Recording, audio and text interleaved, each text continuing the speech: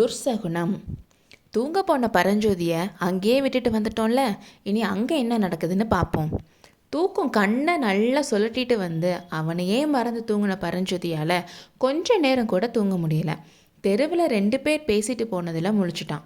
அப்படி அவன் முழிக்கிற அளவுக்கு என்ன பேசிட்டாங்கன்னு பார்ப்போமா? கோயில் யானைக்கு மதம் பிடிச்சா துர்சகுனம்னு சொல்கிறாங்களேன்னு ஒருத்தன் சொல்ல, ஆமாம், நாட்டுக்கு பெரிய ஆபத்து வரப்போகுதான்னு இன்னொருத்தன் சொன்னான்.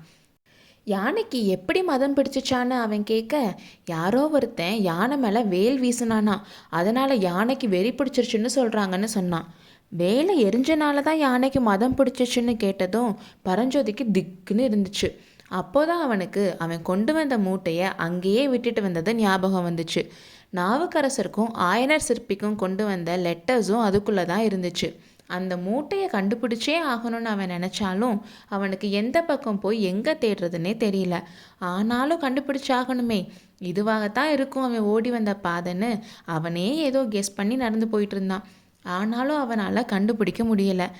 யார்கிட்டையாவது கேட்கலான்னு பார்த்தாலும் நைட் ஆயிட்டனால எல்லாரும் வீட்டு கதவை சாத்திட்டாங்க. இனிமேல் தேடி பிரயோஜனம் இல்லை.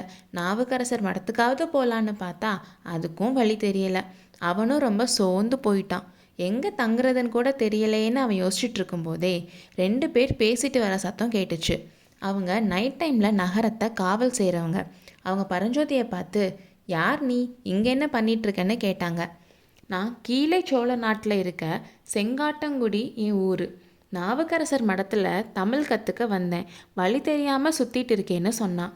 நாங்கள் அந்த பக்கம்தான் போகிறோம், வா உன்னை கூட்டிகிட்டு போகிறோன்னு சொல்லி அவனையும் கூட்டிகிட்டு போனாங்க. கொஞ்ச நேரத்திலேயே அவங்க பெரிய சுவர் இருக்கிற ஒரு கட்டடத்துக்கிட்ட வந்தாங்க. அதை பார்த்தா மடம் மாதிரியே பரஞ்சோதிக்கு தெரியல.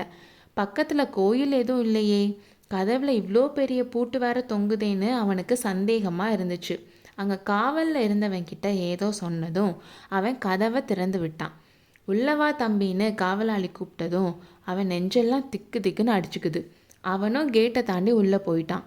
2 பக்கமும் பெரிய பெரிய சுவர் இருந்துச்சு. நடுவில் குட்டியாக ஒரு பாதை போச்சு. நடந்து போய் அங்கே இருந்த ஒரு சின்ன ரூமை காட்டி, இங்கே படுத்துக்கோ, மடத்தில் எல்லாரும் இப்போ தூங்குறாங்க, காலையில் எந்திரிச்சதும் பார்த்துக்கலான்னு சொன்னான் ஒருத்தன். பரஞ்சோதி அந்த இருட்டான ரூமுக்குள்ளே எட்டி பார்த்தான். கொஞ்சம் வைக்கோலும் ஒரு பாயும் மூலையில் ஒரு சட்டியில் தண்ணியும் இருந்துச்சு. இது மடந்தானான்னு பரஞ்சோதி கேட்டான். இதில் என்ன உனக்கு சந்தேகம்? இஷ்டம் இருந்தால் இரு, இல்லைன்னா கிளம்புன்னு சொன்னாங்க. அவன் இருந்த டயர்டில் தங்குறதுக்கு இடம் கிடைச்சா போதும்னு இருந்தான். இல்லை இல்லை, நான் இங்கேயே படுத்துக்கிறேன்னு சொன்னான் பரஞ்சோதி.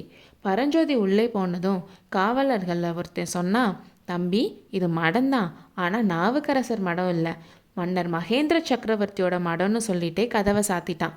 அடுத்த கணம் அரை கதவை பூட்டும் சத்தம் கேட்டது. அடுத்த அத்தியாயத்தில் சந்திப்போம்.